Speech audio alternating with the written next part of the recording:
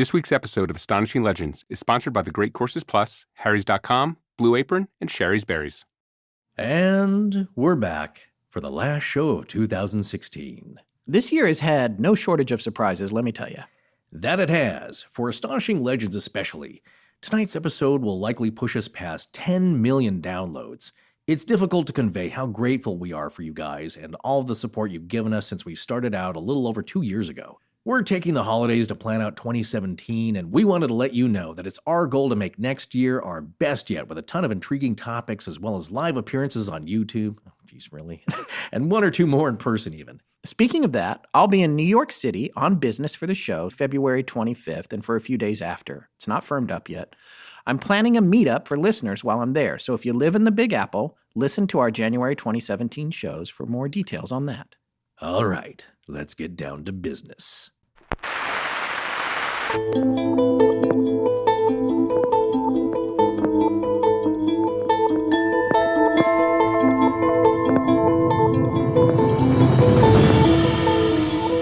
Welcome back to Astonishing Legends. I'm Scott Philbrook, and this is Forrest Burgess. It is not known precisely where angels dwell, whether in the air, the void, or the planets. It has not been God's pleasure that we should be informed of their abode. Voltaire. It's the end of the year, and last week we shared the stories of some extremely unusual deaths. This week we embrace hope and second chances that the new year brings as we take a look at some miraculous stories of survival.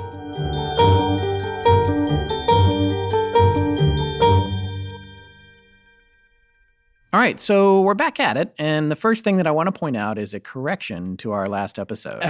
All right, what did I screw up? Well, we were pretty buttoned up, but there was one thing. Remember when you mentioned Rod Hull and his emu puppet during the Killer Cassowary segment? Well, of course. Turns out he was British, not Australian. Oh, yes, that's right. And I did see that one of our number one fans on Twitter, Scribbler Maxie, was very quick to point that out.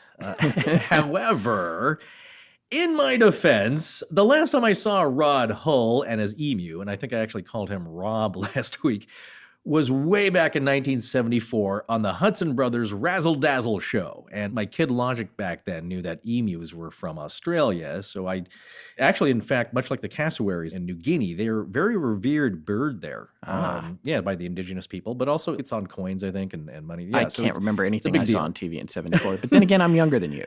That's true. Yeah. I think I was 9 maybe, so you were... I was 5. You were just a wee tot. Yeah. But you asked me before, like on a live show, how do I remember things like that? And it's like, I get close. Yeah. But it's a very funny act. I remember just doubling over laughter as a kid especially. Yeah. Did you show it to your son, speaking of which? No, I didn't. I need to show it to him. I did watch it when you sent it to me, and I was laughing very hard. He was already in bed when I watched it. 70s TV. But that's what I remembered because, I think he was also wearing the Outback jacket, the Adventurer's jacket, and the modified pith helmet. So I just assumed he was Australian. So, of course, now I had to dig way down deep for this one for the truth. Yeah. Because I would not let this rest until I found out what was really the deal. When she said it, it's like, yeah, I think you're right. He's British. And then, of course, I had to look it up. Well, Rod Hull was British, but he did move to Sydney, Australia in 1961. And that's where he started his television career there on TCN Channel 9. It's also a very well-known fact that the emu kept his Australian citizenship. So that's, so he's still Australian. Yes. Yeah. So anyway, you got a blend there. So I think it's understandable that my 9-year-old self just assumed he was Australian. But thank you for the correction, Maxie. And how dare you make me look all that up? I'm just joking. But yes, I do owe her an apology email. Well, here's the interesting thing about that and your wonderful capitulation there. Yeah. The fact that we misstated his country of origin is not what I couldn't believe we overlooked. Oh, you mean the fact that Bill Hudson from the Hudson Brothers show is actually American actress Kate Hudson's biological father from a time when he was briefly married to Goldie Hawn. Is that what you mean? No, that's not it at all. Okay, there was something else we overlooked. Oh, all right. I know what you're talking about. Well, after an episode about unusual deaths, we failed to mention that poor Rod apparently fell off the roof of his own house to his death while adjusting his TV antenna to take in a game of footy back in 1999, as Maxie tweeted at us.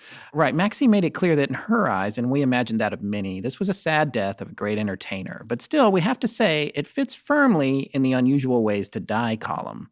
She also said that reports say it wasn't clear if he simply lost his footing or maybe had a heart attack before falling. Well, according to Wikipedia, On 17th March 1999, Hull climbed onto the roof of his bungalow named Shepherd's Cottage in Winchelsea near Rye, Sussex, to adjust his television aerial during the second leg of the Champions League quarter-final football match between Internazionale and Manchester United at the San Siro.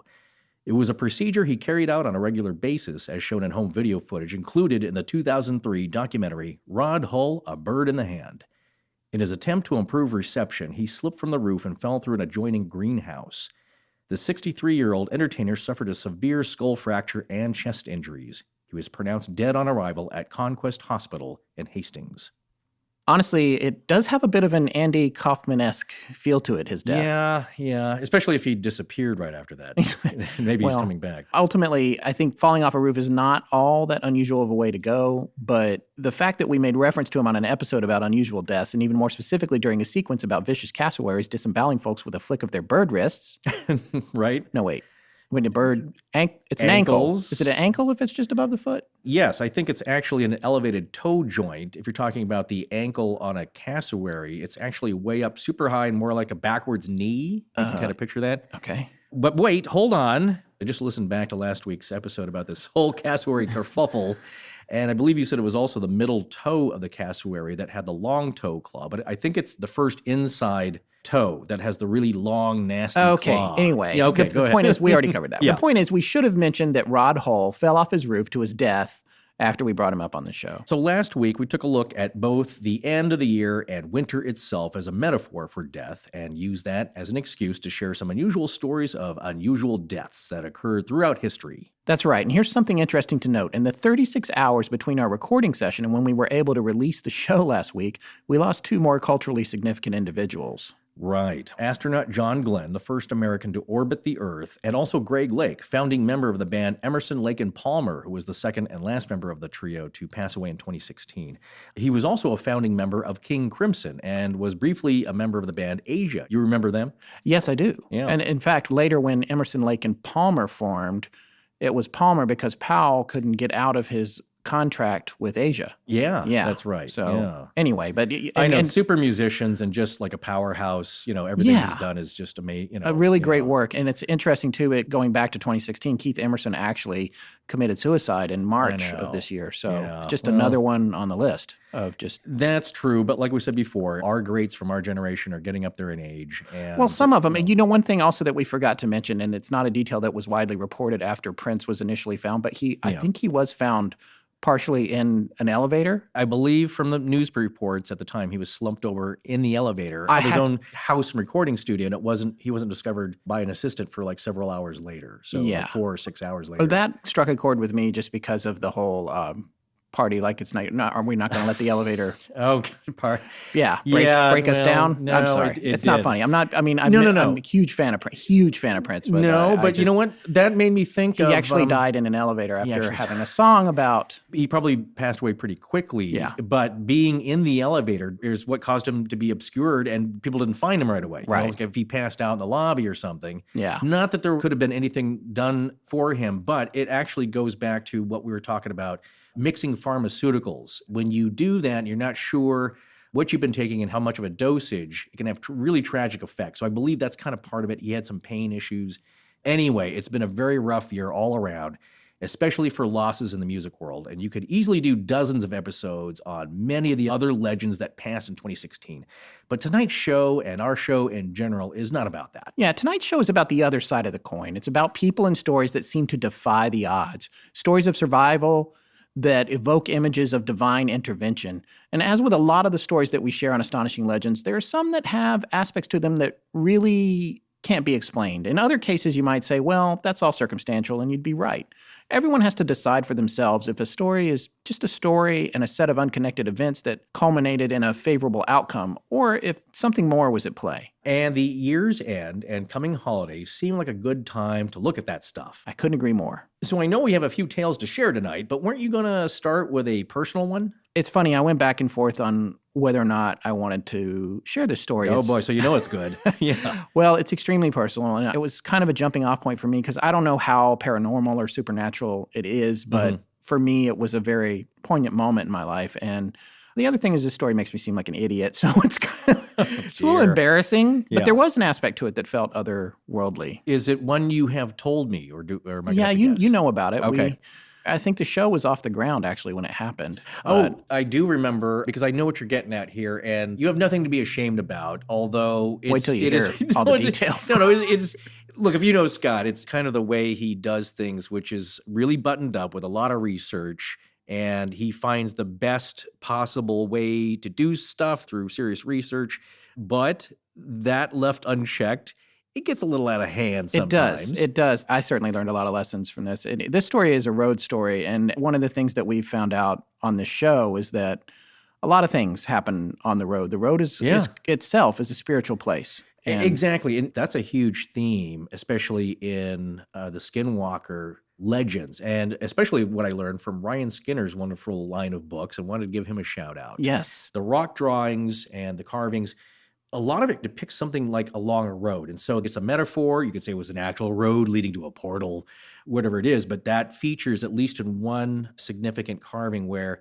it's a journey, and a road cuts through literally the middles of nowheres. And Yeah. it all around. And when you do that, you're going to run into something unusual. Honestly, my favorite thing in the world is to take a road trip. I really love it. I've grown up that way, and I'm actually never much happier than I am than when I'm taking a long trip somewhere and I'm seeing something I've never seen before. Yeah, and you're free and easy, rolling around on the open road, the and wind blowing. I also enjoy listening to podcasts and talk radio when I'm Yeah, on the road. That's yeah. the second thing that makes it kind of sublime for me. I know we have a lot of listeners that listen on road trips. And We have a lot of truckers, A lot too. of truckers, Yeah. too. A shout out to you guys. Thank you so much for being so supportive. I'll get into the meat of the story. Anyway, I was taking a trip with my son from Los Angeles to Colorado a few years ago. I guess this was maybe going on right around 3 years ago, maybe, or something. Yeah, that sounds somewhere in about that right. neighborhood. Mhm.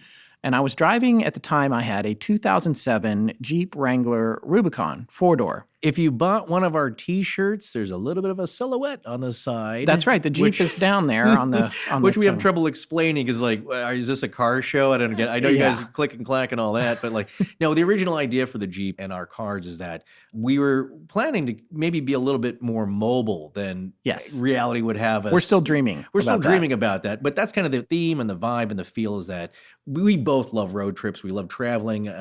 We love automobiles. Yeah. And we love going out and talking to folks and finding new stories. So we were thinking like, wow, we're going to take this remote. We're going to get out there. And it's like, well, life has other plans for both of us. Yeah, exactly. And this Jeep, I had it since it was new in 2007. So already at this point, I'd had it a pretty good while. And I'd made a lot of modifications to it. And by the Yeah, I'll time, say. by the time I finished with it, it Yeah. was essentially an off-road capable mini RV. It Yeah.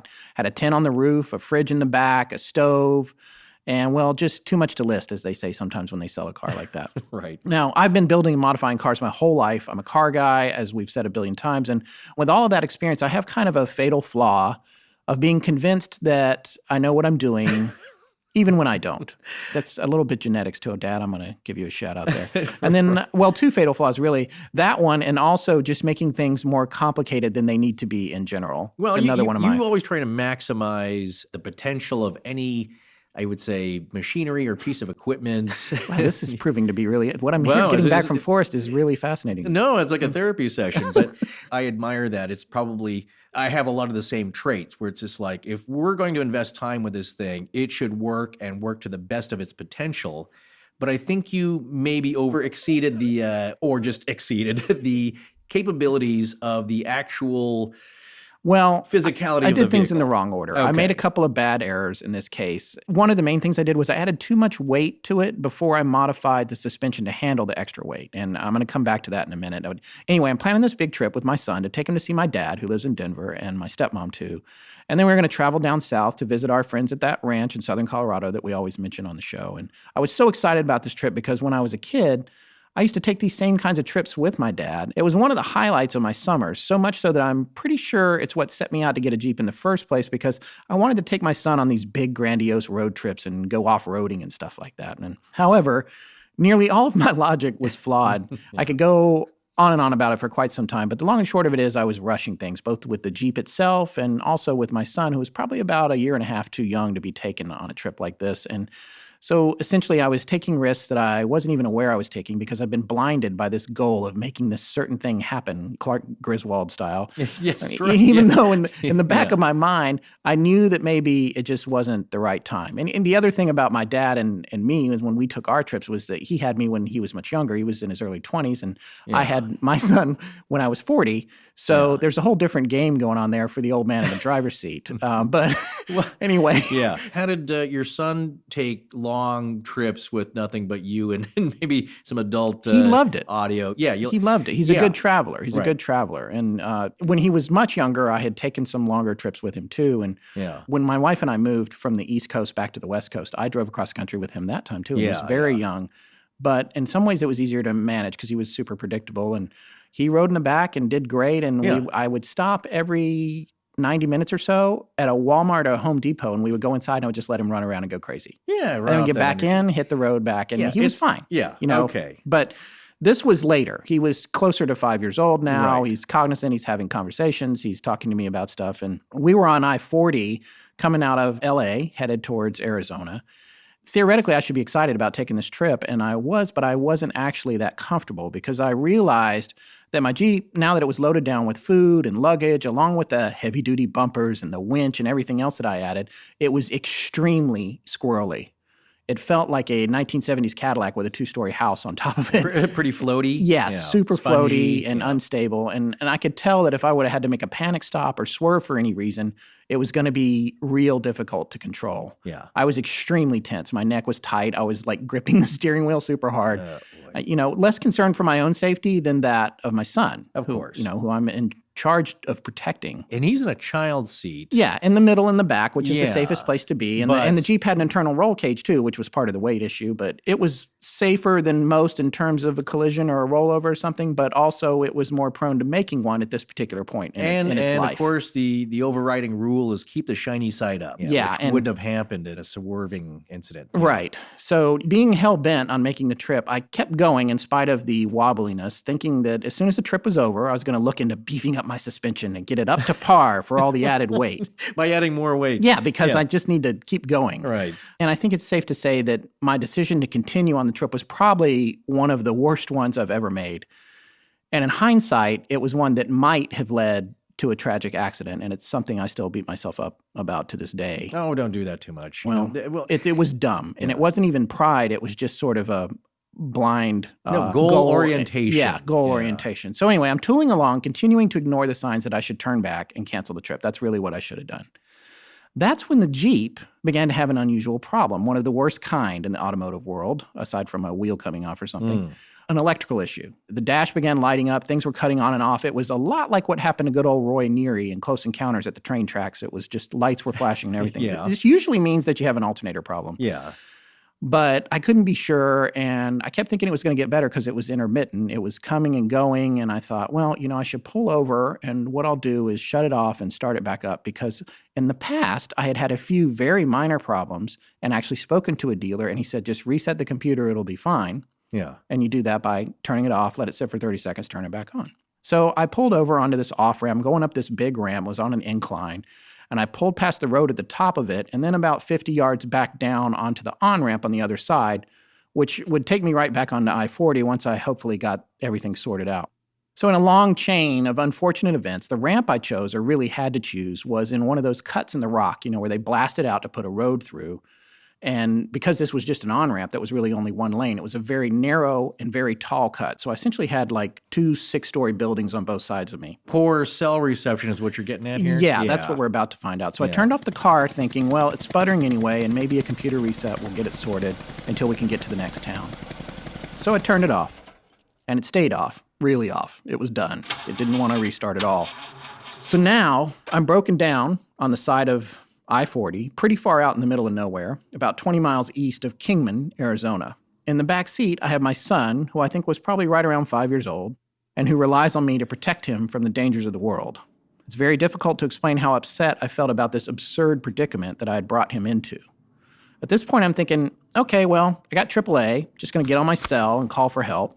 Meanwhile, he's getting hungry and wondering what we're up to, and I, of course, didn't want him to be scared, so I'm not giving him the full story. On top of that, I felt like a complete idiot, and no dad wants his son to see him that way.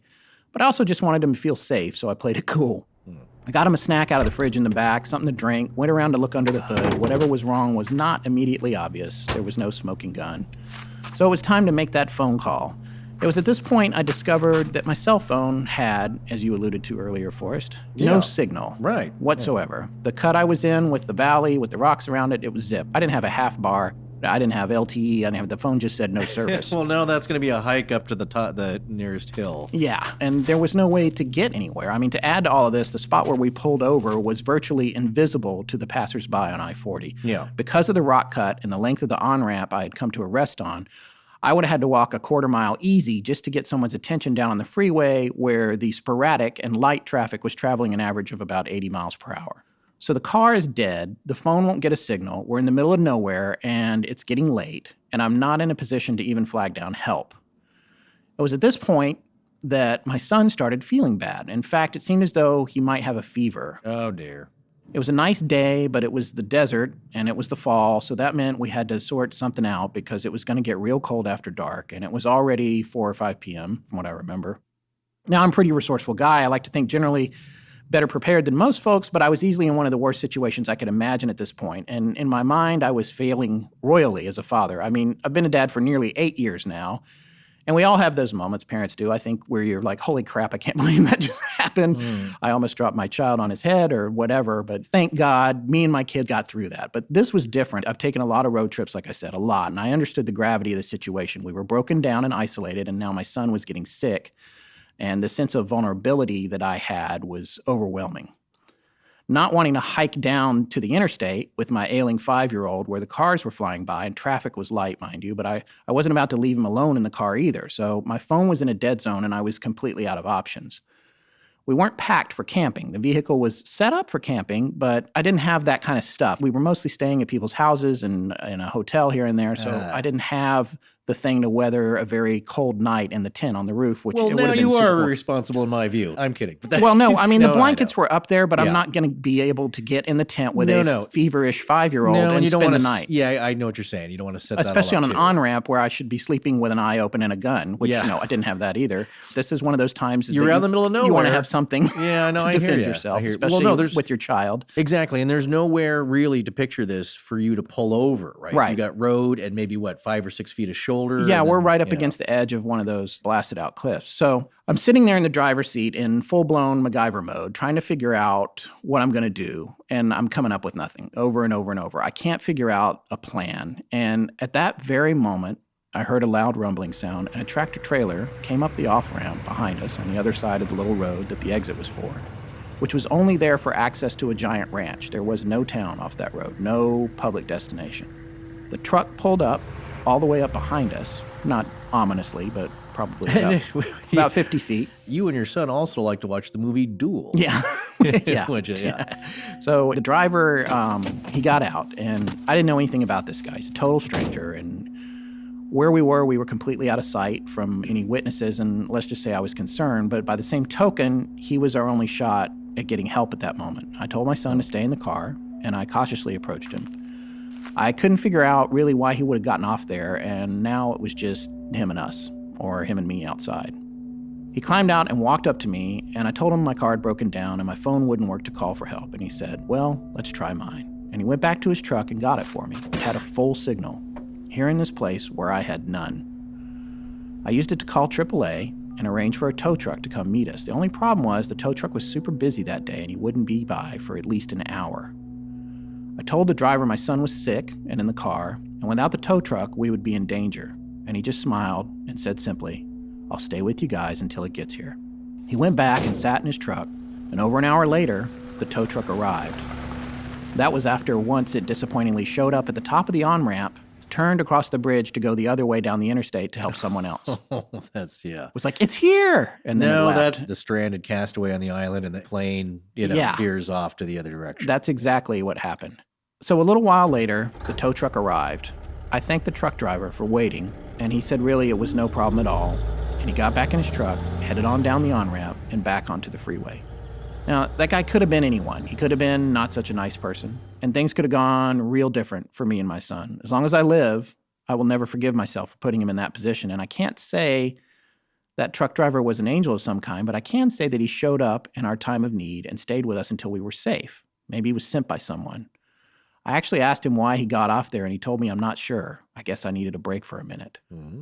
Maybe it was all just a coincidence. I suppose it says something about the world that it's a shocking surprise when someone stops to help you who has absolutely nothing to gain by doing so. I don't know a whole lot about being a truck driver, really. I mean, I know we have a lot of drivers that listen to us, as I said earlier.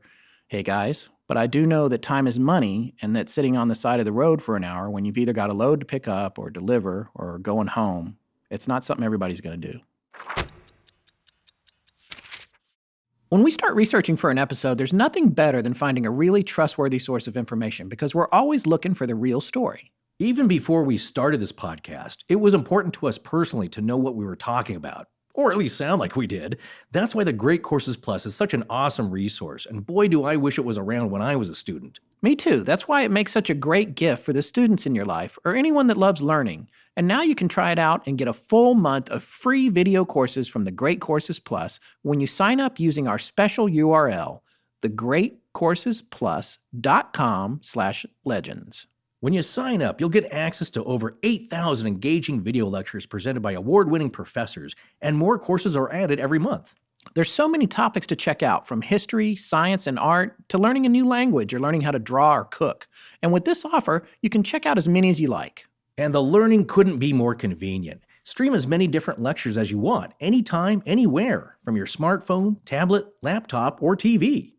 What better time to learn something new when you're taking a break from all the relatives and festivities this holiday season? If I can find any downtime at all, I'll be watching the rest of our current course, The Early Middle Ages. Where are you on that one, Forrest? I actually skipped ahead to a lecture called Arthur's England because I love the legend of King Arthur. I'll go back and pick up where I left off, of course, but Arthur's definitely going to be a future episode of our show, so I just couldn't wait. Okay, then tell me something about him. Where should we start? Well, it's a bit murky, but after the departure of the Romans, the indigenous Celtic people of Britain resisted the invasions and migrations of the Anglo-Saxons, and it's possible, although not certain, that a British war leader named Arthur won a decisive battle against them at Mount Badon around 500 AD. Now, they're pretty sure there was actually a battle, but no accounts from that time clearly indicate that Arthur was there or that Arthur was even a king. And no one really knows where Mount Badon is today. Well, that sounds like an astonishing legend for sure. Indeed. So much more fascinating information awaits you at the Great Courses Plus with a special offer. Sign up today to get 1 month free as one of our listeners. Go to thegreatcoursesplus.com/legends. That's thegreatcoursesplus.com/legends. Hello everyone, I'm Jordan Bonaparte from the Nighttime Podcast, and this is Astonishing Legends. So let's get back to the show. Well, that's interesting, especially the fact that he wasn't kind of sure, really, why he had taken that remote off-ramp. Yeah. Folks, if you can picture this, it's not like he can see it's got the sign like food, camping, gas, and, or there's a truck stop there for him to pull off. And as Scott said, if you're out there on the road, time is money. And yeah, you're either on your way to pick something up or dropping it off, or you're done and you're going home for a spell and you want to get there as quickly as possible. And so they don't really want to be lollygagging around doing stuff. So it's interesting. Now, I will say there's a lot of stories out there about even ghost truckers. And as the letters and emails that we've gotten from truckers out there, they can tell you that they see a lot of strange things. Be sure and tell them Large Marge sent ya. An old email we got, some guy, he up north, kind of where I'm from, he goes to this quarry, which is pitch black in the middle of the night, and I think he dumps his load or something out there. Listening to the spooky stories puts a different spin on it. When you're out in the middle of nowhere, there's no one else around, and it's totally dark. There's tons of stories about that kind of happening in all variations. Motorists who are down off the side of the road who get helped.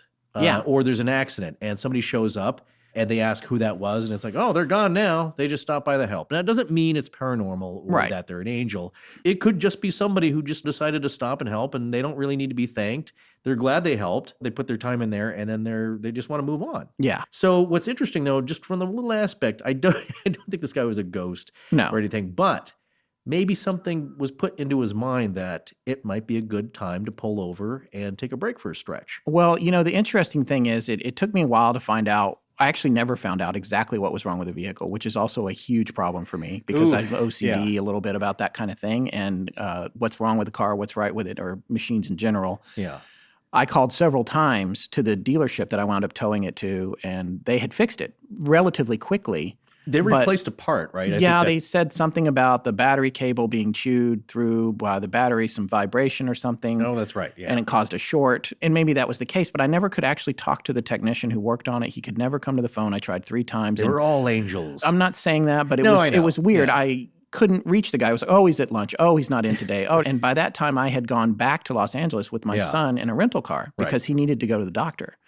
So I had the Jeep towed back to Los Angeles. And I guess when I look back on it and how wonky the suspension was with all that weight on it, finishing that trip honestly would have been a mistake, especially going up through the Rockies. So for me, when I think about whether or not someone or something is looking out for me or just my son, which I'm fine with, I think about how I was ignoring signs that the trip was not meant to be and how when I ignored those signs, something stepped in and made sure that it wouldn't happen. And we broke down. And after that, we were guarded by a good Samaritan that came out of nowhere and stayed with us until we were safe.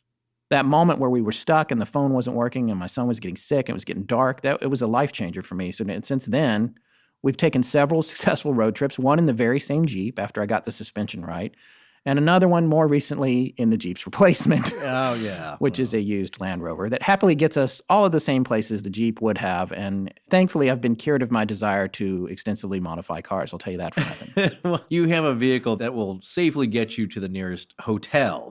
Well, yeah. And I said, it's part of that generation. I'm getting older and I'm okay with that. It still does pretty well off-road, you know, and it can do the things that I want to do occasionally besides being a grocery getter. And mine has been off-road several times, I will say that. Driven in blizzards, just the whole 9 yards. Right. I always take a longer, wider view of history, especially the past, and you feeling bad about taking your son or putting him in that kind of danger.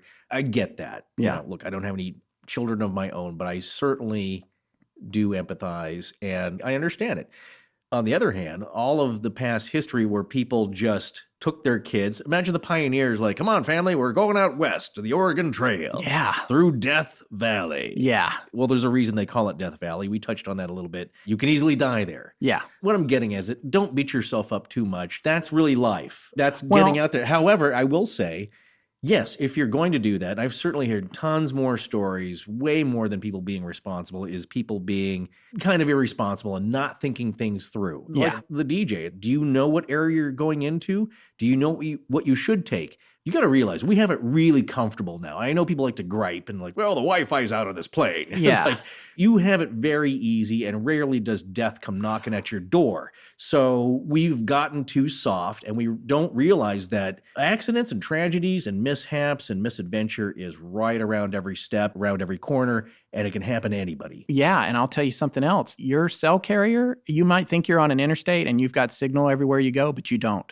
You don't. And you don't on a lot of the major byways either, which is to be expected. But even the interstates have dead spots. And well, that's why I also got a used satellite phone. Yeah, well, no, that's a good idea. If I can see the sky, I can make a phone call now. And I always have it with me if I take a road trip. The type of off-roading we like to at least just think about it. Yeah, actually to think do. about. No, get a study up on is called overlanding. And so the idea is that you're not boulder crawling. You're kind of out on the open Bureau of Land Management. Yeah, just free range open camping. Yeah, just out in the open spaces. None of it's going to be in cell range. And yes, satellite phones you do have, but also a lot of overlanders take shortwave radio. Yeah. Because that you can communicate with from virtually anywhere. I also have on the a weather, personal locator beacon. Yeah, which has an that all emergency makes button. sense. But you can't, if you press that button and you don't actually need help, you get a bill for like $400,000. Right. Because when you hit it, it's like an EPIRB on a sailboat or a boat when it capsizes. The EPIRB automatically sends a signal out that the Coast Guard picks up or the satellites pick up, and then they send help for you. Right. When you press the button, you've got to seriously be needing the help. Yeah. Because it mobilizes a rescue team to wherever you are. Right. Well, look. And it's a great thing to have. It's peace of mind. Yeah. But it might not work in every scenario. Again, you have to be able to see the sky for that because it's satellite based. You try and prepare as best you can for what you're getting into and do your research, find out what you're getting into. Yeah. Before you get up there. And there was just a story where GPS failed. This family ended up in a very snowy pass and got stuck and didn't get to, I think, for at least 24 hours. Yeah. They're very lucky. There's a story a few years ago about a family. I believe he worked in Silicon Valley and he got his family stuck at the top. This would be Donner Pass area, I believe. And they got stuck up there and they miraculously, most of the family survived. Unfortunately, the father went out on foot. Left the vehicle. Yeah, he left the vehicle, which is never a great thing because do you know where you're going? Yeah. And he didn't. And what they found was that he was suffering the effects of hypothermia, where you start to think you're really hot. And he started taking off his jacket and his coat and his clothes, and they just found him, unfortunately. Now, they had an infant with them. You're thinking like, well, look, people take family trips. Doesn't mean you can't just wait till every kid is 10 years old before you venture out. I believe our family was going to move, and I think I was 6 months old. And they took a long trip from wherever I'm from down to California. So that was going to be the thing. And we had an old 46 Ford. Yeah. That kept overheating. So they made it as far as Oregon, and then they had to kind of stay with relatives and then head back. So my life could have been totally different. But I'm from the era where people aren't so knee padded and elbow padded and helmeted these days. They take more adventure. But I will say that people were more in tune with common sense and nature and mechanical things, and they knew more about it. Nowadays, nobody knows anything. I mean, but people can't work on their cars nowadays. Yeah, exactly. I can fix an old 350 with a 4-barrel on it. I cannot fix a car with onboard diagnostic 2 system and 15 computers under. If I can't immediately see what's wrong, now if I'd have noticed an electrical problem, I could have fixed it. But anyway, we're getting too far off topic. We're getting too far off topic, but here's the thing. It's what we're going to talk about here coming up is people finding themselves by chance, by ignorance somehow, in very precarious spots with surprising results. I feel like I just got insulted there. What? By ignorance? Would I? No. You know what? It's funny. I was thinking about, like, if they did dispatch someone to help me, I was thinking about the conversation about, like, they see my car wobbling down the road. I've got, my son in there. Yeah. Seems like it's going to flip if a mosquito flies in. Why'd you take a 6-cylinder car and load it up to 7,500 pounds? Yeah. And then I could see them. What the hell is this guy doing? Hey, you know what? Kill the electrical on that thing. Oh, good Lord. Why on earth would he pull over there? Yeah. All right. Send Fred to watch him until they get out of there. You're talking about it's always Fred. Well, This American Life. Well, Clarence, yes. Yeah. He's got to earn his wings, so he's watching a good man going through trouble. But I do believe that sometimes there are forces that are keeping an eye on you. And a lot of times people just ignore that gut feeling. That's usually when people get in trouble. They ignore that gut feeling. All right. So I want to talk about another story. This actually took place in 2007. When I was still living in New York City, and that's relevant because I actually remembered when this happened. It was a story about a couple of window washers that the whole city took notice of. They were washing windows at 265 East 66th Street on the Upper East Side. They were a pair of brothers who'd been doing it together for about 12 years, so they're fairly experienced. However, on this day, something went wrong. The cables that were supposed to connect their scaffolding to the building were improperly set or broke or something, and the platform they were on fell. 47 stories.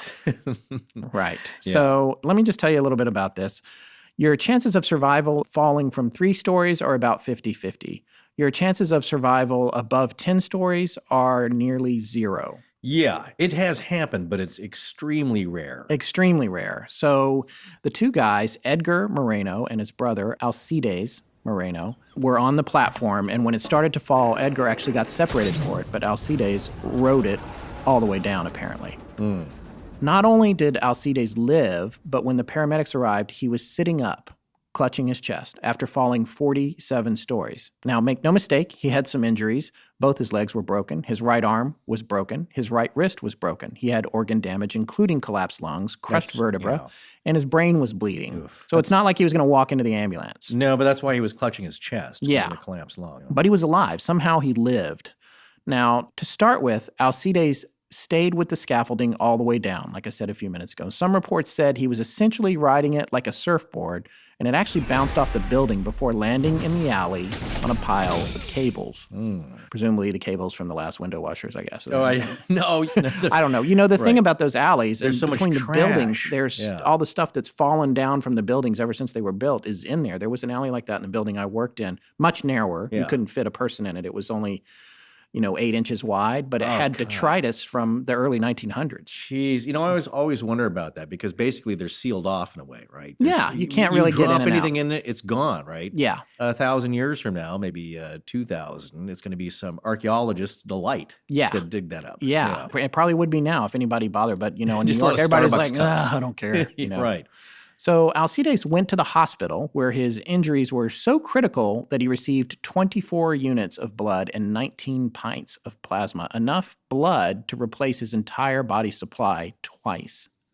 After that, the doctors put him into a medically induced coma to protect his brain. And they do this, it shuts the brain down so that it doesn't have to worry with the higher functions and it can just focus on healing. You can focus on healing and I think reduces swelling there? Yes, perhaps? it reduces swelling. 18 days later, on, you guessed it, Christmas Day, 2007, he woke up and spoke. According to one news report, he'd been reaching out with his hand to touch his wife's face when she was near the bed, and he did this to a nurse who was standing there. His wife was sitting in the room and was like, "Wait a minute." And he said, "What'd I do?" At this point, she said, "You can speak?" So 18 days in a coma after a 47-story fall, and he comes out of it joking around. According to most reports, Moreno and his brother were probably falling at close to 125 miles per hour. I can't remember how many feet it takes to fall before you reach maximum velocity. Well, or terminal velocity. We talked about that in the research corps. Of course, Chris Cogswell chimed in, as well as Devin, who are both scientists. Back off, man. I'm a scientist.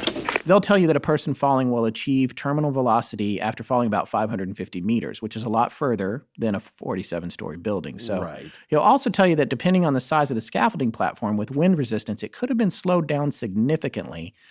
But these are all things we can't know right now, not without contacting the company and finding out exactly how big the scaffold was and talking to eyewitnesses who could tell us if it fell perfectly flat or at an angle, and somehow ascertaining if there was an updraft in the alley that further slowed it down. These are all reasons that I got a D in calculus-based physics, by the way, which I signed up for by accident. Oh, see, again, that's a very Philbrook thing to do. Yeah. But you know what? None of that matters. Yeah, it passed, though. A D's passing, right? I passed it. Calculus-based physics. Woo! Yeah, I don't think you're going to be getting any jobs at Fermilab soon. No. None of this really matters as far as the math, is that stranger things have happened. I believe there's a story about a photographer. I can't remember if it's El Capitan that, and I don't know if there was any witnesses, but it's what he claimed, that he wasn't looking where he was going, fell off an edge, and there was a huge updraft, surge of air, put him back up on top. Oh. I mean, I guess kind of like in the show Stranger Things, where he jumps into the quarry. Oh, yeah. It's one of those things where, like, divine intervention, strong wind. I believe it's possible with just physics and wind and weather. Those kind of, we always talk about, strange things can happen with extreme weather. And wind's a very powerful force. So, well, I got to tell you, I did a little research on this, and I found out the building that the Moreno brothers fell from is actually 472 feet tall, not over 500, as most of the major newspapers said, who probably didn't bother to reference the actual height of the building in records versus guessing by the number of stories, keeping in mind it probably doesn't even have a 13th floor. So you're off by 10 feet there if you're doing math based on the 46th floor. And it's not 47. It was 46 floors that they claimed it was, but it's 46 minus a 13, so it's probably 45. Now, at that height, according to an amazing website I found called the Splat Calculator, link in the show notes, which is more about mountain climbing, but the math is all the same. Falling from the very top, they would not quite have gotten to terminal velocity, but they still would have been going around 119 miles an hour if you take other mitigating factors out of the equation. The whole thing would have lasted about 5.4 seconds. Now, the truth is, Alcides' brother Edgar was probably falling faster because he wasn't on the platform. Alcides was, and it was like, as we mentioned before, a giant surfboard, so his speed may have been slowed down significantly by wind resistance, but it's hard for us to know without dropping a bunch of window washing platforms off the same building. Now, since that accident, Alcides has made a miraculous recovery that rivals the fact that he lived through the fall in the first place, and after a multi-million-dollar settlement with the global hoisting company Tractel Incorporated, he went on Google looking for a nice, warm place to live with good schools. Now, he and his entire family are in Gilbert, Arizona, outside of Phoenix, where he does fundraising walks for charity. It was a short time after that he was actually up and walking. Yes, his recovery was remarkable. In fact, doctors described it as a miracle. Doctors also described the fact that he survived as a miracle. So I guess you have to ask yourself, at what point does a series of seemingly disconnected events that work together to prevent a death become divine intervention of some kind? A series of circumstances that come together in just the right way to prevent a death. The platform just the right size for wind resistance, the angle of descent, the updraft from the alley, the friction of cables still attached. Is that a miracle or just pure chance? So we could do a 3-year investigation, try to get all the facts on all that stuff, but we'd be doing what I'd like to call chasing the odds. And even if we got down to a scientific and rational explanation of how Alcides' descent was slowed to a survivable speed by that confluence of factors, do we accept that as just a coincidence that added up to survival, or do we ask ourselves if somehow something intervened to save him for some reason? Which I think is the question he probably asks himself every day, and anyone else would who's lived through something like that. I think it's a very personal thing as far as him being saved. Did he live to cure cancer? Did he Well, don't put that on him. No. What I'm saying is, no, that's my point. That's exactly because then we get into the whole survivor's guilt. None of that matters. For whatever reason, he survived. Yeah. And he goes on living. And think of all the times where that usually doesn't happen, where the person just dies. And he lost his brother. Well, I think if there's any meaning in it at all, it's a very personal one. Hey, have you ever gotten an engraved gift? I have, actually. Oh, well, how'd that make you feel? What are you, my therapist? If you must know, it made me feel like the person who gave it to me really cared and wanted to make me feel special. And it did. Personalization means a lot. It does. And now you can give someone that extra special touch with a Harry's shaving gift set. Their very popular Winston set comes with a chrome handle, which you can get engraved with a person's initials, along with shaving cream, a travel cover, and replacement blades. Or Harry's has the Truman set with your choice of handles in 3 cool colors, also with shaving cream and blades starting at just $15. This is a gift you know will get used. Unless it's that guy who tripped on his beard and died. What was that story again? Oh, right. We actually accidentally left this guy out of the Unusual Deaths episode. In 1567, the burgomaster of Braunau, Hans Steininger, tripped on his 4.5-foot beard and broke his neck. And normally he kept it rolled up in a leather pouch, apparently. Wow. Friends don't let friends trip on their facial hair and die. So to help make sure that doesn't happen to you, we have a special offer for our listeners. We've partnered with Harry's to give you $5 off your order when you enter code LEGENDS at checkout. Ground shipping for the holiday ends on December 16th, so act now. Go to harrys.com right now to get a holiday shave set, and don't forget to enter code LEGENDS at checkout for $5 off. That's harrys.com, code LEGENDS. This is Haley. Thank you for listening to Astonishing Legends. Let's get back to the show. All right, so moving on, we're going to start this next story. There's a lot of Arizona tonight. Well, it's a very enchanted whole region. Yeah, it's interesting. I feel like there's an Arizona connection in every single story, except one of them is Utah. Close enough. But, yeah, it is connected. It's only divided by our imaginary human-made lines. Yeah, it's a good point. Well, it only exists because of our imaginary human-made. As a state, sure. Yeah. No, but as a region, I kind of group it together as the magical whole southwestern United States. Oh, guess what just popped up on my phone, Forrest? All right, we're recording on Tuesday, December 13th here. Arizona has seceded No, from the Union? From my app called Star Walks, one of those apps you can point at the sky and see the constellations. Yes. It just said, tonight, watch out for the last full moon of 2016. Oh, there you go. All right. So it's a fitting end for this year. All right. So next story takes place in a town in Arizona that we've mentioned several times on the show before. And I'll let Forrest say the name of it. Prescott. Prescott. Not Prescott, like a biscuit. It's going to keep coming up. But I think people who live there for however long, for one generation or 5, say it in the 2 different ways. Oh, thank God there's only 2 different ways. Yeah, It's either Prescott or Prescott. And I believe my theory is that it depends on where your family originally immigrated, I don't know. How many ways are we going to say immigrated? Yeah, exactly. No, it's like how you folks say your words. Like an older lady I met in California here, renting me an apartment, calls it a frigider.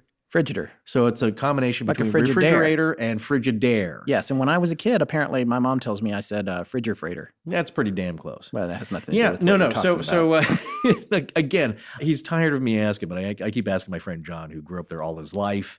And I said, do many people? Said, yes, I've heard it. He said, no, but most people do not. And he said, he went to baseball camp all of his youth in Prescott every summer. Right. And he said nobody there that he ever met ever called it Prescott. Yeah. So Well, there you except for his stepdad, who was originally from Alabama. So maybe it's a Southern thing. Well, maybe it is. Well, I Yeah. wonder if John has ever heard the story of the Hatbox Baby. He may have. It's a great local Arizona story, but It's a famous story. Yeah, but it takes place quite a while ago, 1931. That's right. Christmas Eve, 1931. Ed and Julia Stewart were on their way home to Mesa. Well, I actually had an aunt that used to live in Mesa, so I'm quite familiar with Oh, it. does she know about it? Should have asked her. Well, I would have. She passed some time ago, before I knew about this story. Oh, I see. So anyway, they're driving home to Mesa after taking their teen twin cousins out to see some snow, presumably in the Tonto National Forest area. Right. And they were coming back from that, and they were just about 7 miles west of Superior, Arizona, when their car broke down. And you know where this is, right? It's really not that far from Phoenix, right? It's kind of... Yes, it's east of Phoenix, and guess right. what it's south of? Well, Superstition Mountains. That's right. I believe on the map, it's the Boyce-Thompson Arboretum State Park, because it was 7 miles outside of Superior. Yeah, 7 Yeah. miles west of Superior. Exactly. On the highway, though, and is that 60, right? Yes. Okay, yeah. Yeah, there you go. So, and the Superstitions, as everyone knows, is home of the KGC Motherlode. If you don't know what I'm talking Possibly. about, find episodes 27, 28, and 29 of Astonishing Legends for more information. Yes, hometown of Elijah Rivas. All right, so here's a classic case of the kinds of things we find when we start digging on stories like these. A few stories say that Ed and Julia got a flat tire. There's another story that says it was some kind of mechanical failure. Actually, there's several that say both things, and that Ed was messing around with the fuel line, and that was repeated in other reports too. Either way, the car stopped, and they had to pull over to figure out what was wrong with it. It was a beautiful night, and while Ed got the car fixed up with the twins huddled in the back trying to stay warm, Ed was either changing a tire or repairing a fuel line, depending on which journalist got the details right, and Julia decided to take a little bit of a walk down the side of the road. It was a clear night, stars were bright, and as she was walking around, and actually I don't even know, I don't know if she walked up or down the side of the road or if she walked into the desert. I've certainly pulled over on the side of the road in the desert and had an interest in venturing out a little ways. You know what? Especially for me, I'm kind of lured when there's a full bright moon. Yeah. A walk out in the desert among the rocks, it's kind beautiful. of magic. Yeah, it's kind of beautiful. You don't want to wander too far away. No, it's a good way to find rattlers. Yeah, or just break your ankle or fall down a ravine. Yeah, that's true. So anyway, Julia is taking a walk while he's fixing the car. I guess she came up upon a hat box on the ground. Now, everybody knows what a hat box is. People go shopping and see a hat box. But back in the old days, it was kind of a suitcase type of hat box. Usually for women, for ladies' hats, it's a big round box. Right. Just watch I Love Lucy. You're going to see what pop up, I'm sure. Yeah, they might have a hinged lid, or they might have a lid that comes all the way off and it's held on by ribbons or something like that. But anyway, there was something about this hat box that was kind of freaking Julia out. She thought she heard some sounds coming out of it. So she yelled for Ed to come over and check it out. Now, every article has different versions of the circumstances and conversations surrounding the story. Flat tire, broken fuel line, even what was said between Ed and Julia when they found this hat box. My favorite version of what they said, however, which is one in which I learned a completely new word. This is from an article in the Arizona Republic by Don Dodera entitled State's Christmas Baby Miracle of the Desert, dated December 25th, 1961. As you can see, we're not the first ones to roll this story out at Christmas. Here's an excerpt from the article with the new word.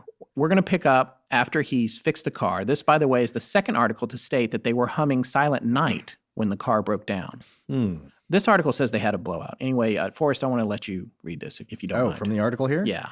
Mrs. Stewart strolled off the roadside as her husband wrestled with the tire. How quiet. How dark. The yellow window of the nearest home blinked 10 miles across the sweep of desert wilderness. A vague blackness of the ground drew her attention. It seemed to be a round hat box. Yes, an ordinary hat box. The lid was shut. "Ready to roll, honey," shouted Stewart. "Ed," she answered, "come here a minute." "Hey, come on, it's Christmas Eve." "Ed, please come here. There's something." Impatiently, Stewart walked to the box and gently kicked it. "Just an old hat box," he said. Was that a sound? Stewart knelt and lifted the lid. He drew back a layer of blankets. There lay a tiny baby swathed in cotton strips. The infant cried. It could not be. As if at the brink of unreality, the Stewarts rewrapped the babe in a coat and drove directly to Mesa Police Station. Constable Joe Mayer was on duty. "What in tunket's this?" he asked, looking down at the bundle the Stewarts had placed in his vast lap.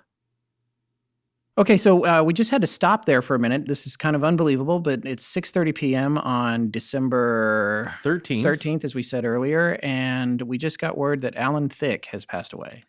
Yes, that's too bad. He was a beloved TV dad and father of Robin Thicke, the singer. Well, his dad's been on TV for many, many years, so he's known as a TV dad for a lot of us in a certain generation. Yeah, I guess, it's crazy how much just happening one here more, at the end of the year. Anyway, so getting back to the article, what intunkets this? Well, first of all, that whole article, I love the way these articles this one's only from the 60s, I guess, but... Yeah, a little bit of a literary, dramatic tone there. Well, it sounds like an episode of Lassie. Well, I don't know. It could be, you're right. You could be a little influenced by that. Come over here. I see something. Come on, it's Christmas Eve. You just wonder what is it, actually boy? happened. You can just see that the Dan there that wrote that article just writing it alone in his office without even talking to them. Oh, didn't he? No, who knows? I'm just saying. But Can we talk about the word tunket for a minute? Yes. Is that a word you heard before tonight? No, but it's a connection, or as you say, it's kind of an expression, a U.S. colloquialism for the word hell. And I have heard of the word tofet. Okay. Which that's what we need to explain how that's connected. So, because I checked a few word origin forums, and they listed it, as you said, as a colloquialism for hell. And then it was further indicated in a forum that I found from a poster named O.P. Tipping that it was a minced oath for Tophet, that you just said. That's right. Which is a place of human sacrifice referred to in Scripture. Tophet itself is also used as a mild synonym for hell. So tunket would be doubly euphemistic. Right. So more specifically, if you take a look at Wikipedia on Tophet, in the Hebrew Bible, Tophet or Topheth was a location in Jerusalem where worshippers influenced by the ancient Canaanite religion engaged in the human sacrifice of children to the gods Moloch and Baal by burning them alive. Tophet became a theological or poetic synonym for hell within Christendom. Yes, kind of a trigger there for some very dark stuff, but it's also referred to as Gehenna, which is an episode in the show Millennium with Frank Black. Oh, okay. The spinoff of the X-Files. I saw him at the grocery store. Lance Henriksen is the actor great voice, great deep cool voice there. It refers directly back to a very dark era, yes, when the followers of the Canaanite religions would burn children, babies, infants, alive as sacrifices, and also sometimes I think it was a practice of the kings of Judah. What I was able to find is being polytheistic, the Canaanites had a ton of gods, but Moloch was considered the god of fire, and Baal was the storm god or master of thunder. So obviously a sacrifice to these two is not a pleasant thing. No, neither was the experience. And so, it's being a very dark thing. I'll just briefly mention, though, that it caused a little uproar when it was announced that there would be replicas because there was a temple of Baal and the arch was going to be recreated for archaeological purposes because it was destroyed by ISIS in Palmyra, Syria. Oh, right. So they were going to say, hey, we've taken scans or we can rebuild this, is kind of a statement. But people didn't take that very kindly or very well. Yeah. So that's all we'll say about that. You can certainly find a lot of that kind of stuff on the internet. Well, since the word tunket has fallen out of the zeitgeist as a substitute for hell, I think it's our duty to bring it back for us. I what love tunket's this? I love old-timey expressions, as you may know here, that I think now the ARC is probably collecting. I saw some reference to that. I'm not sure how to take that, but it's kind of funny. I love expressions. My friend Carrie, who way back when had a band, he's still a musician now, has an interest in all this stuff, but he had a band that he found in a book of expressions called Page 8. It was an old-time colloquialism like, that guy doesn't know his butt from Page 8. So he is, wow. Yeah, so I love collecting stuff like that, but I've not really heard of that one. But interesting because, I made the connection to an abandoned baby. Yeah, it's about a child sacrifice, and here we are. We have this abandoned baby on the side of the road in Arizona. Let's get back to that, actually. Yeah. When they found her, she was apparently very cold, and she was in a fetal position and hungry. And one report said that she was a 1-week-old baby girl. Another report says she was 10 months old. Oh, big difference. But we've seen the pictures, and I can tell you it's clear she was a newborn. She has red hair and blue eyes. And in fact, one of our ARC members found a pretty amazing archived article from Desert Magazine, which was in print from 1937 to 1985 and was reborn online in the past 10 years or so with archives and new digital content. The article, published in December of 1962, has lots of pictures of all involved, including a local Mesa woman known as Ma, or Ma Dana, who took it upon herself to take in homeless folks and people in need and help them out. The police officer that the Stewarts had brought the baby to, the same one that said, "What in tunket's this?" apparently went on to add in an old-timey way, "Let's take her out to Ma Dana. She'll know what to do." So they did. And Ma Dana promptly named the hatbox baby Marion, after the Virgin Mary. More biblical references. Yeah, and when you read all the old articles about this story, they're peppered with plenty of biblical references. In fact, the one in Desert Magazine talks about how they were humming Silent Night when the car had a blowout, and it's Christmas Eve, and we got to get home and play Santa Claus to our newborn infant baby, which they had, which wasn't with them in the car. No, but quickly before I forget, not only is it heartwarming, and it's not about abandonment so much. I mean, that's the way it starts off, or sacrifice, but a new beginning, and finding of life out in the middle of desolation. And what other story do we know about a baby sent down the river to be raised by other folks? Moses, that's right. Yeah. So anyway, classic beginnings here. Right. So here we are again with the regular questions. What caused the car to break down right in that spot? What gave them enough time for Julia to get out and walk around? And more importantly, what took her in the direction of that hatbox, which was 150 feet away from the car? Imagine that, 150 feet. Yeah, go walk that out, folks, and see how far away that actually is. How far would you get from a car in the middle of the night, in the middle of nowhere, on the side of the freeway in Arizona? Well, I mean, if I was paying attention, again, nothing against them. I've certainly pulled over to the side of the road, stopped to take pictures in the moonlight, and I just know that you don't want to get too far from the roads. Yeah. But it's quite a walk up the road. This is what we didn't know or don't know at this point, because I asked Scott about this, is that she didn't walk 150 feet out into the open desert. We don't know. We don't know. It could have been 150 feet up the road. Still. Or back down the road. You still don't want to be by yourself out on the side of the road. I mean, people could be driving by, and it's not a safe place. So, but anyway. Whichever way she went, though, it took her to the hatbox. Exactly. Whichever way she went, and for whatever reason, it was quite a miraculous find. Well, word got out. Within 24 hours, 28 families had applied to adopt Marion. And in the end, a local judge chose a stable middle-class one over the poorer ones and over the richer ones. And the adopted mother, Faith Morrow, said in court, quote, "Please never tell where Marion is. Let her grow up without publicity, not as a freak found on the desert. Please never tell," end quote. The judge nodded and quietly but sternly glanced around the courtroom, and without a word, all knew they were sworn to secrecy. Well, that's also a bit of a King Solomon their decision to give the baby to the right person. All right, so now if you're looking at this statistically and you were to say, well, what about all the other hat boxes with babies in them that weren't found in time? Except that wouldn't work, because if deceased babies in hat boxes were found, it would be all over the news. So we pretty much know for a fact that this encounter was 1 in a million. Unless the whole story is fabricated. Now, there's people that think that. In fact, suspicion around the Stewarts was so vitriolic that they moved away from the area. People surmised the hatbox thing was a cover story.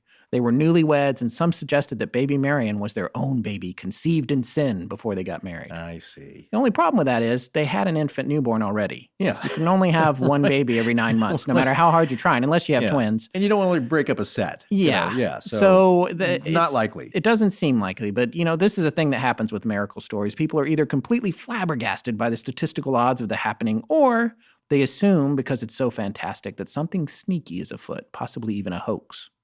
Unsolved Mysteries, one of our primary inspirations, covered this story in December of 1989 and spoke at the time with a private detective who'd been working on it since '88.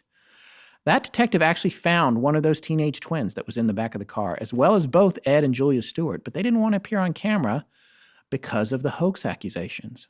They all clearly remembered the incident, though, and they stood by their story.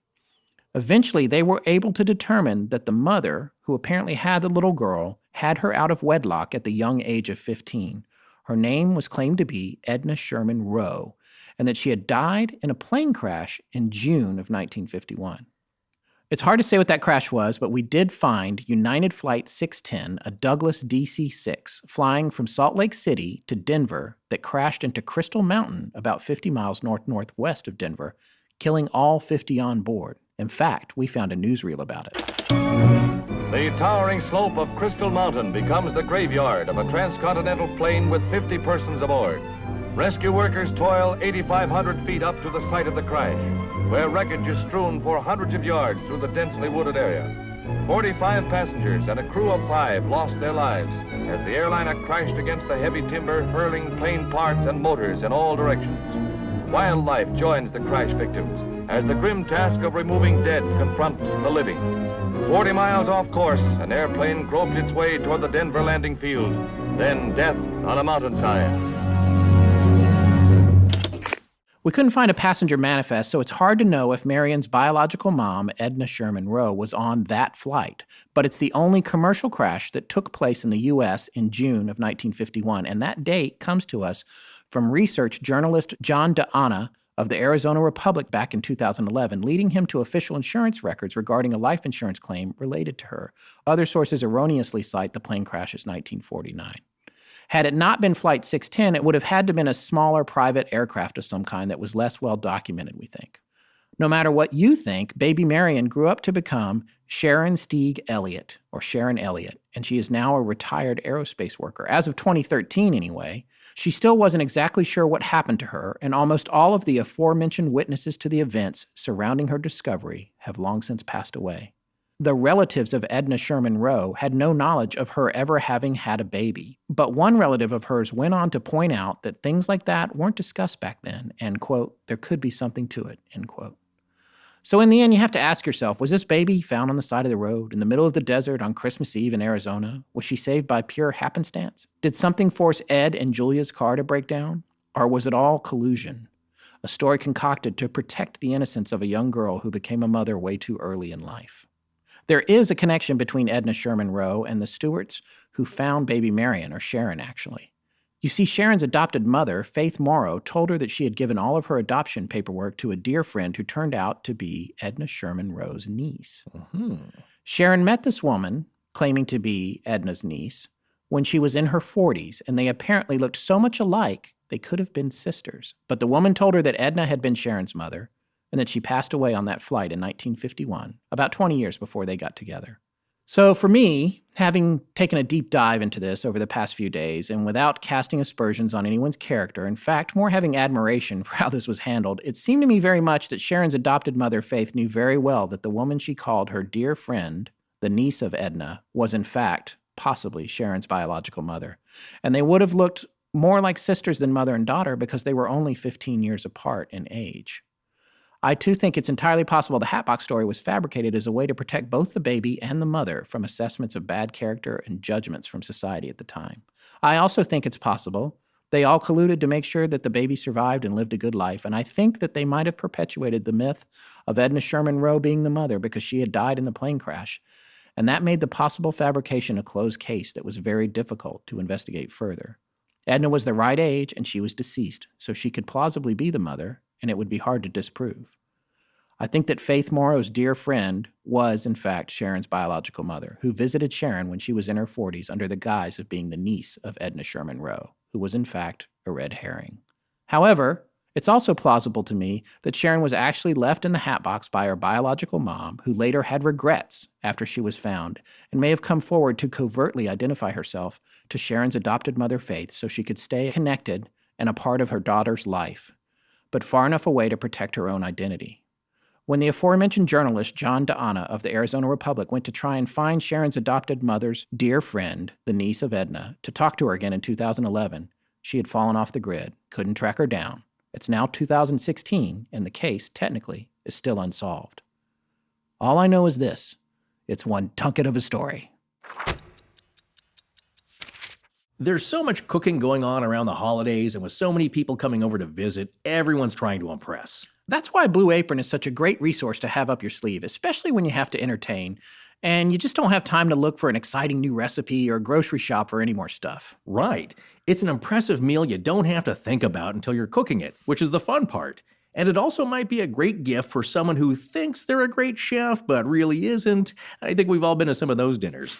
And no matter where you or your wannabe chef friends are, Blue Apron can be delivered to 99% of the continental U.S. and 99.5% of food deserts, where it can be nearly impossible to find the responsibly raised, Why do you keep giving me this line? We're going to do it until you get it right. where it can be nearly impossible to find the responsibly raised, sustainably sourced, and regeneratively farmed meats, seafood, and produce that Blue Apron delivers right to your doorstep. Ah, very good. See, this is how we learn. What Scott is trying to say is that not only can you feel good about the food you're getting or giving because it's a responsible way to do it, but the meals are fresh and interesting, it's convenient, it's affordable, it's fun to make, it brings families closer together, and the best part, it's really delicious. Come see why Blue Apron is the #1 fresh ingredient and recipe delivery service in the country. Check out this week's menu and get your first 3 meals free with free shipping by going to blueapron.com/astonishing. You will love how good it feels and tastes to create incredible home-cooked meals with Blue Apron. So don't wait. That's blueapron.com/astonishing. Blue Apron, a better way to cook. Hey, Scott, you ever get a gift for someone and then when you get it home, it just doesn't seem like much? Yeah, that happens occasionally, and then you're not sure if they'd even like it or use it. Right. Well, here's a fantastic gift idea that's always a hit. Sherry's Berries. It's that perfect little something extra. Or a great idea for that office gift exchange, especially if you have a price range to consider. I've sent Sherry's Berries a few times over the last couple of years for Mother's Day or as a thank you, and it's always a home run. And I always make sure I'm around when the box gets opened because they immediately get devoured. Yeah, they actually didn't last very long at my house at all. We were actually Right. supposed to do a little bit of social media. I was going to take a picture and put it on our Instagram, and I realized that I ate them all before I could take them. That happens. But these strawberries, I got to tell you, they are juicy and enormous, and they're perfectly dipped in white milk and dark chocolatey goodness. Not only were they delicious, but they look great too, so it makes a really nice presentation. I doubt you could find strawberries this huge and perfect at the grocery store, especially this time of year. Precisely. So here's the deal. Christmas is about a week away, and there isn't much time left to shop, wrap, and deliver your gifts. And we know everything's hectic, and you don't want to battle the traffic and the parking once you get there, and the lines at the stores. So why not choose something from Sherry's Berries' incredible collection of gifts, and go ahead and skip the crowds and hassle altogether?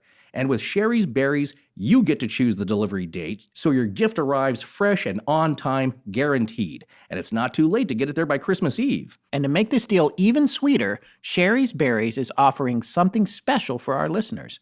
Use our offer code ALPOD and get a half dozen freshly dipped succulent strawberries covered in chocolate chips, chopped nuts, or decorative swizzles for just $19.99. That's over a 30% savings. Want an even sweeter deal? For just $10 more, Sherry's Berries will double the berries to make it a full dozen. Which I highly recommend because that one box, I got to tell you, I ate it in about 10 minutes. Yeah, you want 12. So you might be asking, what if the person or myself doesn't like juicy, decadent strawberries dipped in rich, chocolatey goodness? Well, Sherry's Berries has so many more great gift ideas, like cheesecake bites and brownie pops, a meat, cheese, and snacks crate, or popcorn gift sets, to name a few.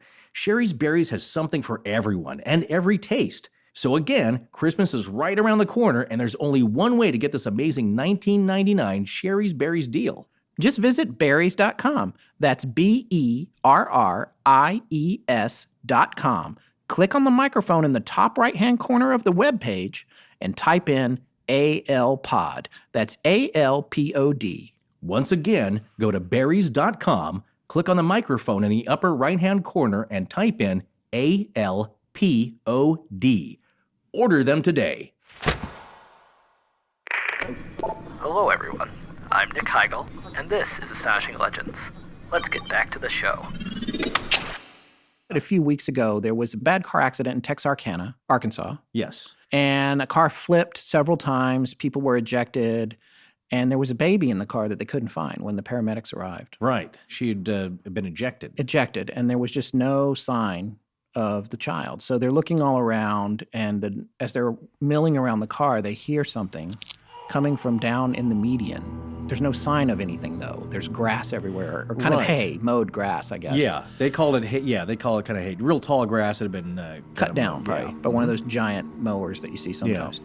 So they go in the direction of the sound, and they pull away some of the hay and grass that's fallen down, and down inside of a grating in the middle of the bottom of the gulch of the median, in the middle of the highway. Yeah, it's a drainage grate. Is the little girl, the infant. The first responders were saying, like, she wasn't crying or fussing. She was making a little bit of noise. It wasn't like she was bawling her head off. But they had to move the grass aside a little bit. Yeah. And then found the grate. And they said in the grate, or under the grate, she was just kind of sitting there like she was just waiting for them to find her. And then there was hay underneath her as well. It was like she was in a little manger. It's so sweet.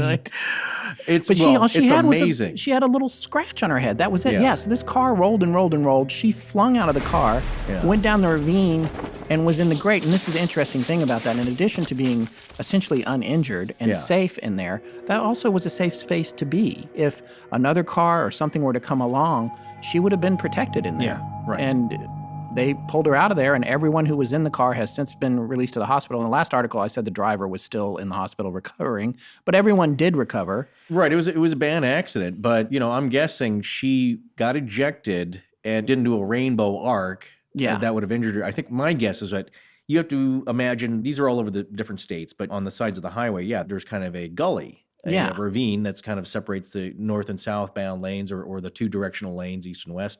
They have to be drained. So there's a storm drainage pipe. You got to drain the water and the snow, if you have it, out away. So I think she got ejected and kind of started rolling down a hill at a very favorable angle. You know what I'm saying? It's like she was kind of caught by the angle of the hill.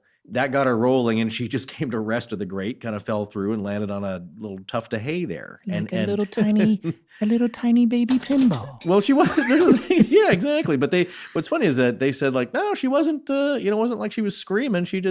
She was kind of making noises as infants do. Infants are also a lot more durable. They're it's so funny. springy. You showed me that clip, and you were like, "We can't post this," but you showed me that clip. It was a security camera or something, or the baby's falling out of one. I think it was. It's in China. In China, yes. We can't show it. Okay, we'll include it in the show notes. The baby falls out of a window, bounces off a car onto the sidewalk. Yeah.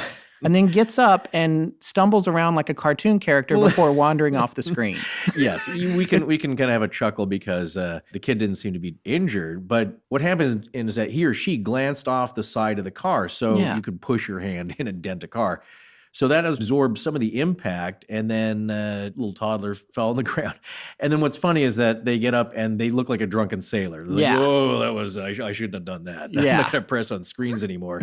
And kind of toddles off inside, and it's kind of amazing. But when you're young like that, your bones are soft and springy. Now I'd be riddled with compound fractures. Yeah. That happened to me.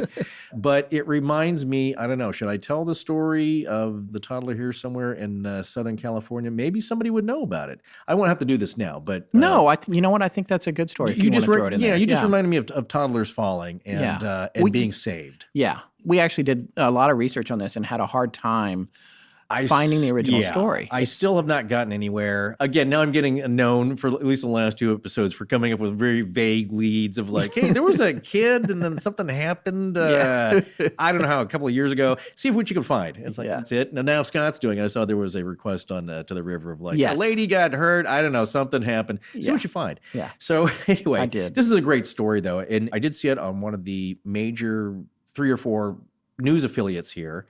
NBC, ABC. In Los Angeles. Yes, in Los Angeles. Yeah.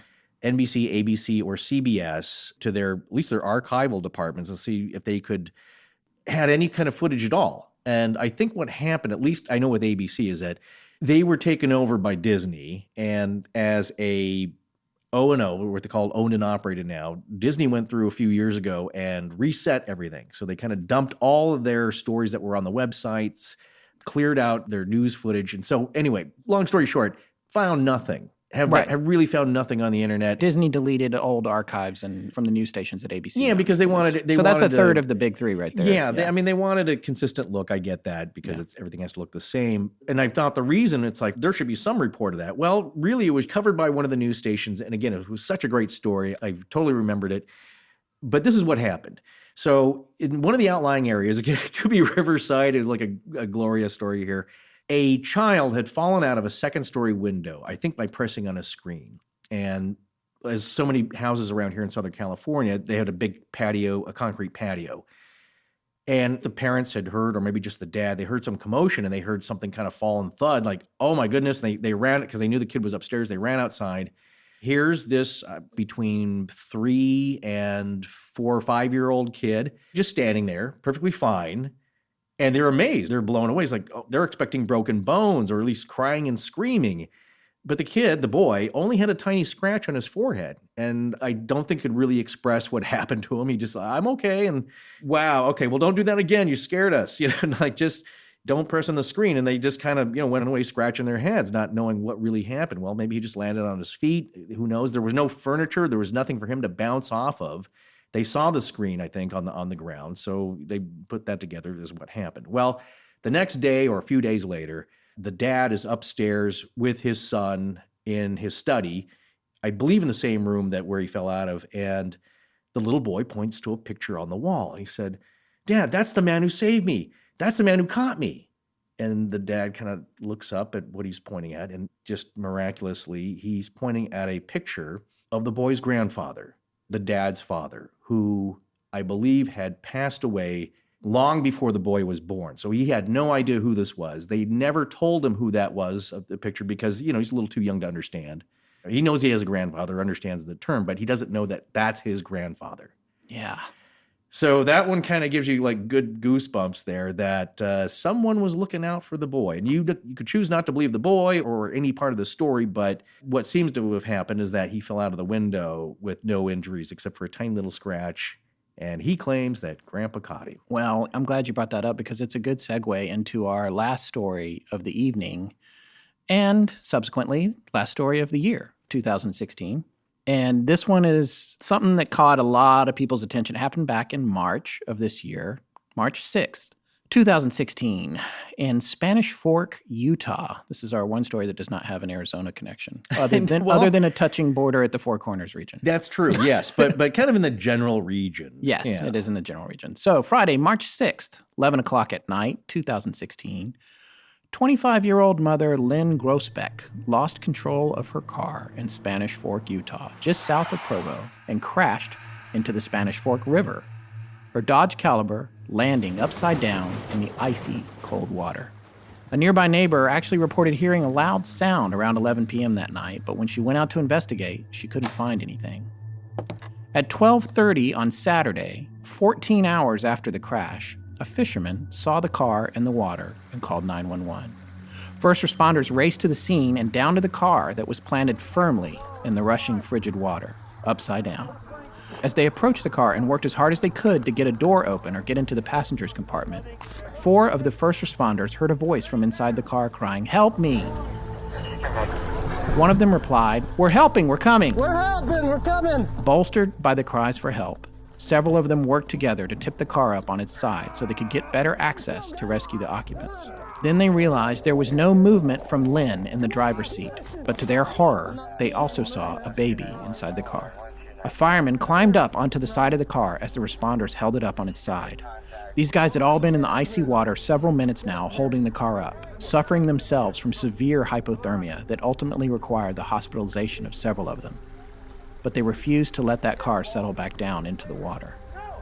The fireman on the top of the car, or the side rather, now standing up, is trying to open the rear driver's side door, and he gets it open and discovers 18-month-old baby Lily Grossbeck, unconscious and strapped into her baby seat in the back of the car. There's a flutter of activity as they struggle to find a knife or scissors to cut her seatbelt and free her. She is quickly handed off from one first responder to another until Officer Tyler Beddoes has her in his arms and runs up the rocky bank to an ambulance yelling, "She's definitely hypothermic." She's definitely hypothermic. She's freezing. They worked frantically to get her blood flowing and her body temperature down in the ambulance on the way to the hospital. She was wearing only a flannel onesie. She had no hat and no gloves. After treatment, baby Lily was able to make a full recovery. And in spite of the loss of her mother, Lynn, she is now a happy, healthy little girl. Okay, so by the way, that entire description that I just read is something that I wrote after watching Officer Beddoes' body cam video, which is online, and we've included it in the show links. And you're going to be hearing a soundbite or two from it here in a minute.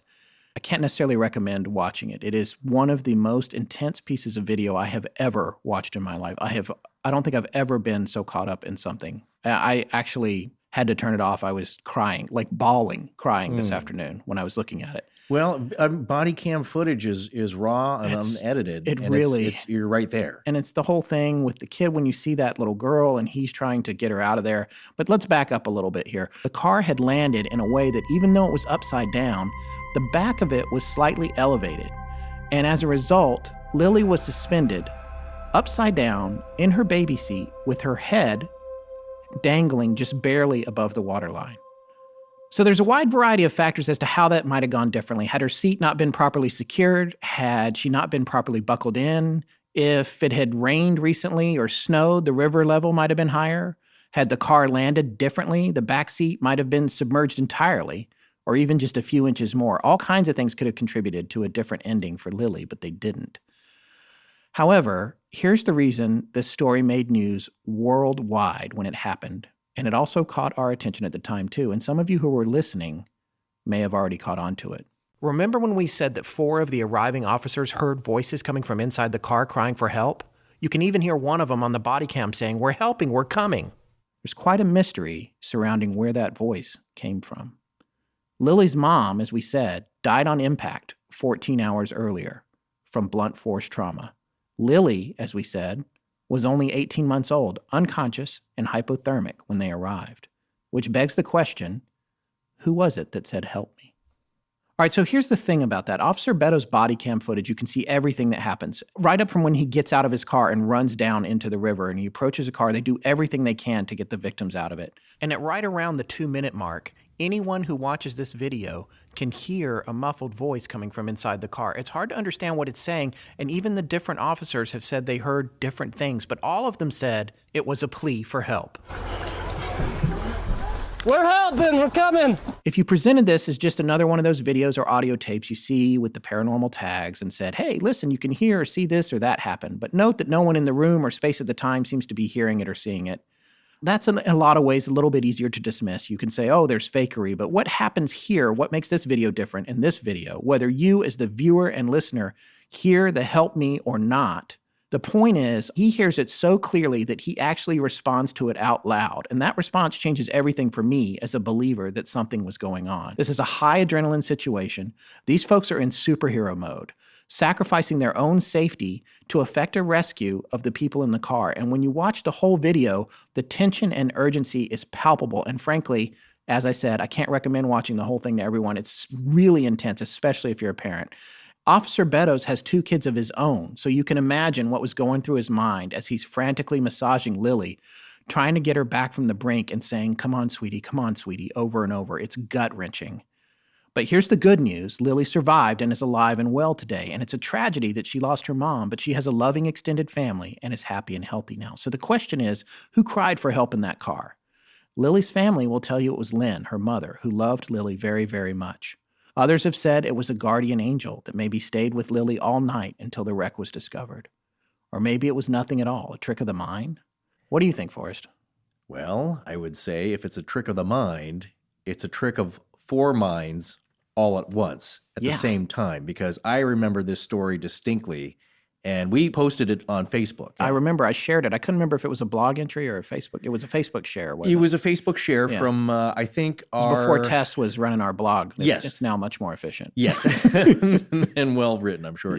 It was a Facebook entry on our show page on Facebook, and we just thought it was remarkable at the time. And this was kind of, as news agencies will do, as we'll see over and over again, it was a very minor report because they don't want to get too deep into speculation. I get it. In the minds of a lot of people, when you start mentioning too much of this kind of stuff, they start to doubt your credibility. I watched a whole report where they didn't even mention it, a news clip where they did not even mention the fact that these 4 guys who later went on to do numerous interviews saying, no, we all heard the voice. We all heard someone saying, help me from inside the car. Yeah. And I myself, I listened to that little bit of that video about 15 times a day with my super high-end headphones. Well, you can hear something coming from inside the car. It's muffled and crazy sounding. And then when he responds to it so clearly, Yeah. It's like he's there. You know, I'm trying to listen through headphones to a body cam. He's standing there in the real world hearing what he thinks is coming from inside the car. Right. Now, what's funny is that before we started the recording session, I walked in and Scott had that up. I had really not seen the body cam footage. I've seen news reports. I've seen brief interviews at the time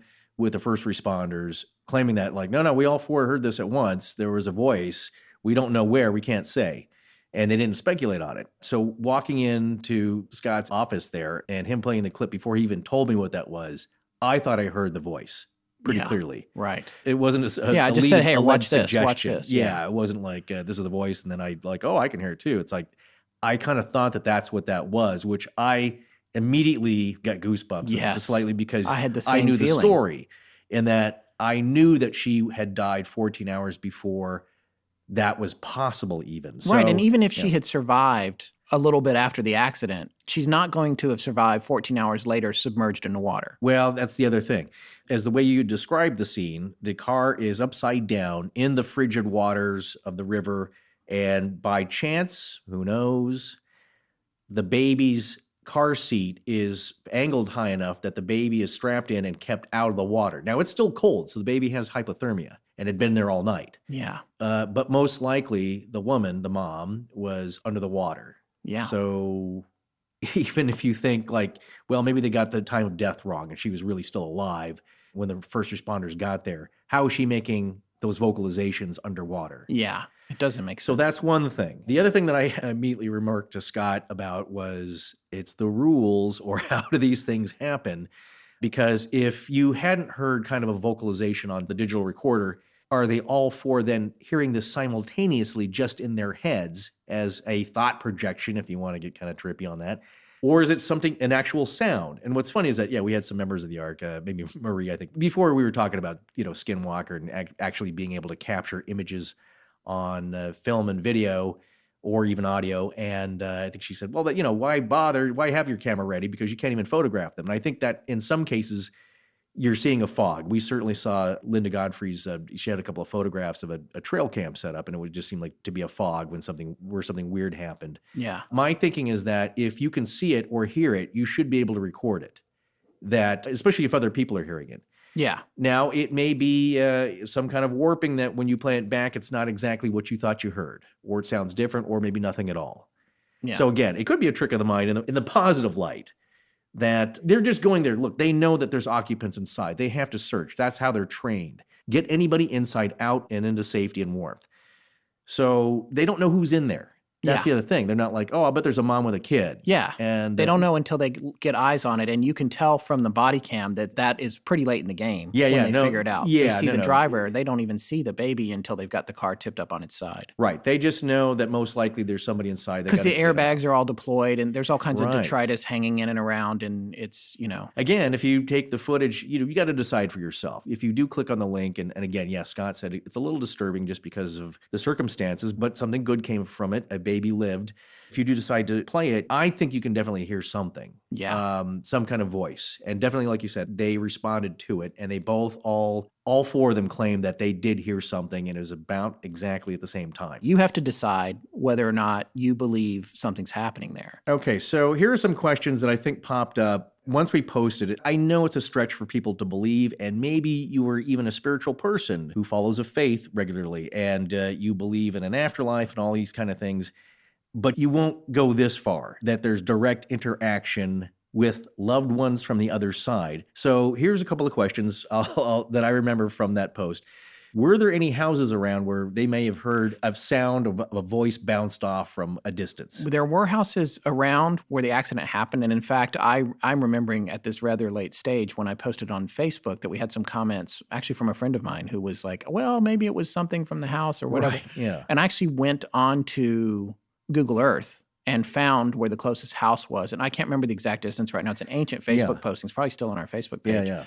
But it was a good ways away, like a good ways away. Yeah. And I would say standing down in the river where I have seen this footage and the water rushing by, and it's not like, class 5 rapids or anything, but it is making a noise. There are sirens everywhere because they're coming. You can hear this other conversation. You can hear another police call on the radio where a guy's like, there's too many tumbleweeds. I can't get in the house or something. And then another call. You hear Officer Beto at one point going, we don't need traffic control. The car's in the river. It's so visceral. I got to tell you. It's just, even now when I think about it, it gets me upset. But what I remember from the overhead view of the spot where the car went over is that the house that was close enough by that was probably the same person who heard the loud noise is too far away to mistake a voice from? And secondarily, is someone going to stand, on the side porch of that house and yell, help me, at the very moment they're trying to get into the car? It just doesn't make sense. Or yell anything, really, because all eyes are on that car and trying to get those people out of there. So, all the stories we've told tonight have their own aspects of spiritual and possibly scientific reasons that people may have survived, or maybe my truck driver was an angel, maybe it was just a guy who pulled over and did the right thing. Look, maybe the scaffolding turned into a flying surfboard, and Chris Cogswell at one point said to me it might have been going as slow as 30 or 40 miles an hour with the wind resistance. There's all these different things, but this story for me, and the reason it's the last story, and I wanted it to be the last story of this episode, it hits you in your core. It feels like the one, like you and I are always saying, and a lot of people say, it's like only a few of these have to be true. Only one has to be true. Only one has to be in true. that particular genre. Yeah. But here's the thing. We always touch upon this. I believe personally that, sometimes things are just coincidences. And maybe you pulling over to the side of the road, that guy just happened to be like, I got to take a whiz maybe or stretch my legs, whatever it is. Just happened to be right there. Just totally coincidence that he had a different cell phone carrier and he got signal than you did, and he got bars and you didn't. And that was just the right time at the wrong place, but he came along and helped you out. When you think about the hatbox baby, and it's like, well, maybe that's just a cover story. But you know what? Children are left abandoned all the time, sadly, by mothers who are incapable or unwilling to deal with them. And overwhelmed. And that's why we have safe places at fire stations and government buildings where the first 3 days, 72 hours, you can drop them off, no questions asked. Yeah. Because unfortunately, that does happen all the time. And babies are sometimes miraculously found all the time. There was a story here at the beginning of the year, I believe, a newborn baby was abandoned and was under a chunk of asphalt, and a homeless man, I think, found the baby and turned him in, and the baby lived. Yeah. That does happen. Now you start to factor in all these crazy possibilities, like with the window fall, like, well, obviously he fell. That was not made up. He didn't make that up. That actually happened, and he actually lived. So strange things happen, but here's the crux of it all to me. You can believe it's coincidence. You can believe some parts of the story are false. You can believe that for some reason they all decided to collude together and claim there was a voice, and maybe they doctored the tape, or maybe a voice bounced off the ionosphere down from somewhere else, of someone else crying out in help. You can choose to believe that or none of it, but here's the beauty of it all. In the end, you get to believe whatever you want.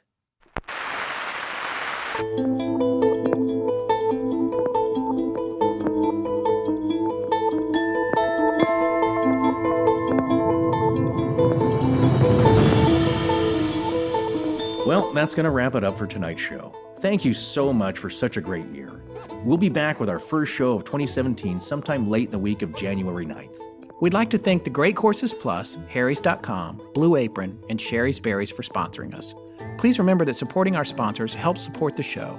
So if you're looking for the perfect gift for your loved one this holiday season, look no further. Special thanks to John Boland. Hi, I'm Haley. Hi, I'm Jordan Bonaparte. Hi, I'm Nick Heigl. And I give permission to Astonishing Legends to use my voice however they see fit. Galaxy-wide in perpetuity. In perpetuity. In perpetuity. Our show is edited by Sarah Voorhees, and the theme is by Judson Crane. Sound design is by Ryan McCullough. Special thanks to the ARC and its lead researcher, Tess Feifel. But most importantly, we want to thank our listeners. You can find us online at astonishinglegends.com, as well as Facebook, Patreon, Twitter, Tumblr, Google+, and Instagram. Copyright Scott Philbrook and Forrest Burgess. Good night.